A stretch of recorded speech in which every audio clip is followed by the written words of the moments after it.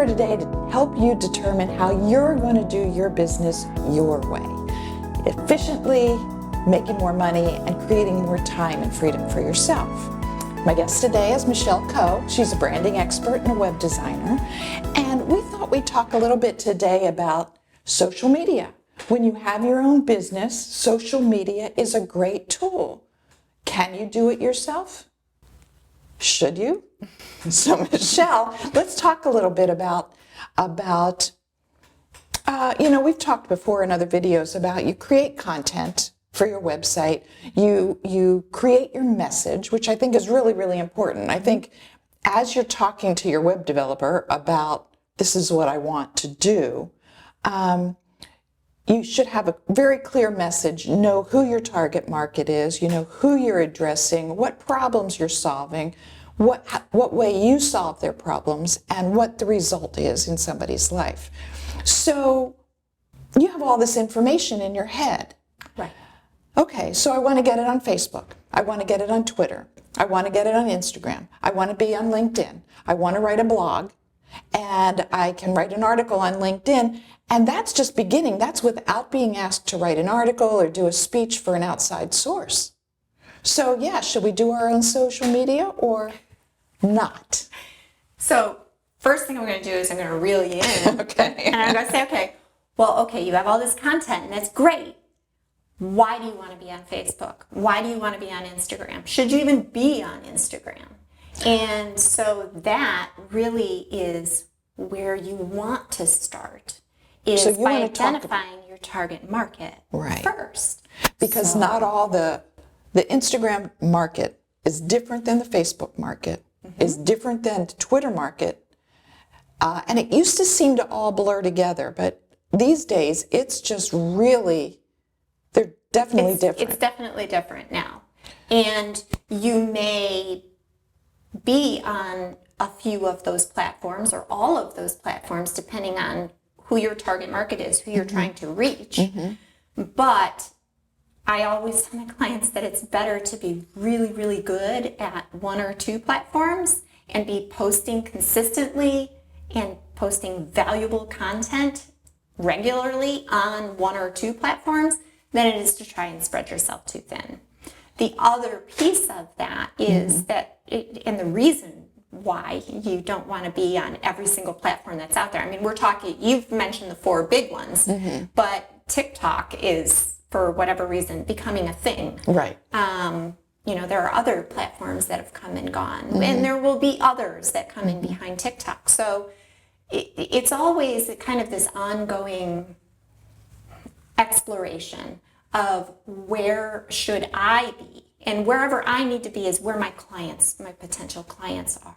So you may have to flex from time to time, depending on where your clientele seems to be. Sure, absolutely. Or what your target is, because you may be trying to market a particular aspect of your business that is suitable for one piece of your market, but not necessarily another. Right. Okay. So it's all about strategy and being thoughtful about what you're doing and thoughtful about how you're spending your time. It is, we've all done it, right? We've all scrolled our feed, and next thing you know, we've blown an hour or easy. Just scrolling and looking through posts. It is easy to burn time on social media and to be interacting with people. So it's really, really important to have a strategy in place and spend your time wisely. Some of that is repurposing some of your content. So you may start out with a blog post, and then you can use that blog post on Facebook. You can use an excerpt of it on Twitter. You can create an image and post that to Instagram. You can post something on LinkedIn.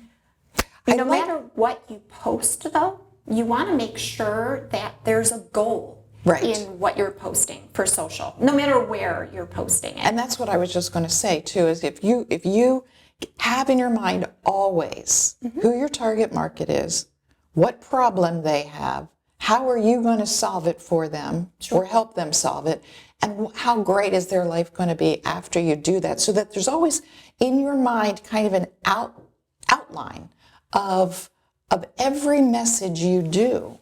I think that's an important thing to keep in mind, because many people just say, "Oh, that's a cute meme. I'm gonna share that. Oh, that's really funny. I'm going to share that."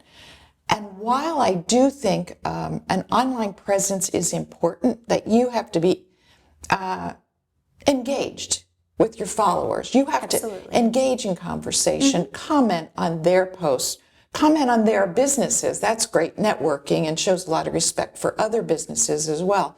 But maybe your time management tool that we talked about in another video might be, this is my social media This is my time social for media today. time. Now I'm all done. But okay, so Facebook is a little older audience now. I think I first got on it because that's where my kids were. Sure. And that's the only way I could see pictures of my grandchildren and so forth. Now they kind of have all migrated over to Instagram. Yep. LinkedIn is a more business-oriented Yes. profile. Twitter, oh my gosh, Twitter these days is just a trip, one way or the other. Yeah. But it's a very engaging sort of, there's a lot of conversations that go on Twitter. Yes. And so where should somebody start? Say here, let me back up a second too. Most people think, and this is a totally different conversation, so we don't have to spend too much time on it, but these things are all really linked together. Everybody thinks that their product should be of interest to everybody. So, well, my target market is everybody. Yeah.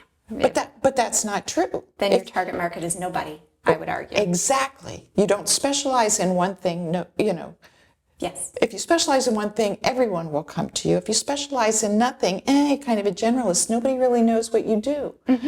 So, like if you've got a upline baby boutique with expensive, cute little baby clothes, there's a lot of people that aren't your target market, no matter how cute they are. Sure. But yeah, maybe grandmas that have a little disposable income that want to spend it on their grandchildren, now that might be your target market. Where would you find grandmas that might want to buy your expensive baby clothes? Pinterest.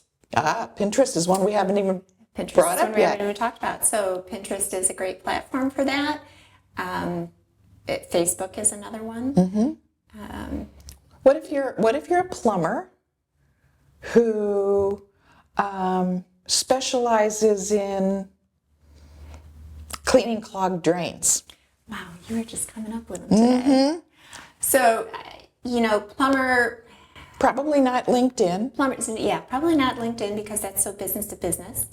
A video of him unclogging a drain might be perfectly appropriate So YouTube. on Instagram or YouTube or on Facebook. YouTube is definitely another social Another one we platform. didn't mention yet, And yeah. by the way, is the second largest search engine in the world. Yeah, who knew, right? No, it's where everybody goes to for their how-tos. Right? Oh, How many people? Our producer now- was just talking about that this morning as he had to find a solution for something real quick, went to YouTube, found a 5-minute video, and fixed a huge problem for somebody with just this little, this one little thing I have to do. Who knew? Everybody was stressing over this problem and he fixed it. So now he's the hero because of YouTube. And we all have areas of expertise, right? We all have things that we can talk about. So whether you are on YouTube or Facebook or Instagram, social media is very much, it's social. So it's a push and a pull. You want to push your content out there to establish yourself as a subject matter expert. You want to let people know, hey, I know how to do things, Right? right? The girl who knows things, The right? girl who knows things. But at the same time, you want to pull people back in. You want to pull them back to your website and ultimately, hopefully, to call you. Right. So you want to have that goal in mind whenever you're creating content. And then the second piece of that is then you talked about this a minute ago, is interacting with. Right. You want to create people who are going to actually interact with your content. They're going to comment. It's more than just, hey, I'm scrolling past this on my feed, let me hit the like button and keep on scrolling. You want them to actually comment and click through to your website, click through and give you a call, click through and DM you to say, hey, I'm interested in your product or service. And another valid point is that it's not about the number of followers, it's about the number of engaged followers you have. Yes, you want to reach out there, but really, 100 really engaged followers are better than 10,000 who really don't care. Yes. And I think that's a valid point as well. Yes. So the question is, can you do your own social media? Yeah. Certainly you can. And I do a lot of mine as well because I have a very specific message that I like to get out there.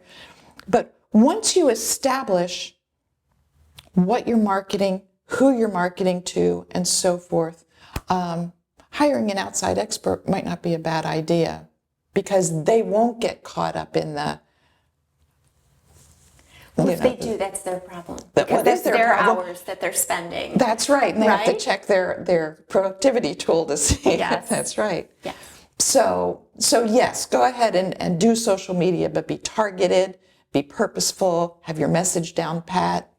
What else before we close up? What have we not mentioned besides a million other things? But I think really it all boils down to strategy. And that's very much the space that I operate out of anyway, being a strategist. So you really want to have a strategy in place. Creating a content for your content calendar for yourself is a great idea where you just kind of map schedule out. your You schedule posts. out what your posts are going to be. Like this month, the month of February, okay? It's the month of February.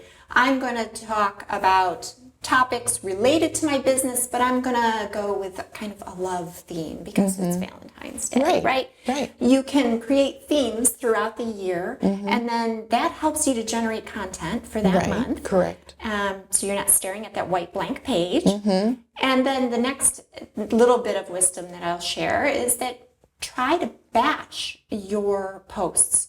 You can schedule ahead of time. Right. So you don't have to stress about, oh my gosh, I need to post every day by 9 a.m. And so I have to be on social media and I have to get these Schedule posted. it in. Spend an Schedule it, hour a week and then creating just these create things. all of them and schedule them to post on Mondays, Wednesdays, Fridays. The last thing I'll share is that consistency is key. And you are not going to generate momentum if you're only posting intermittently or you're only posting That's a really good point. once every blue moon. Yeah. That's a really important point. Set an attainable goal. If all you can post is once a week, then so be it. And schedule Post it once a out. week. I mean, you could Schedule it schedule out. 12 posts for, Be accountable. several months in advance. Yes. That's a good point. Thank you. Thank you.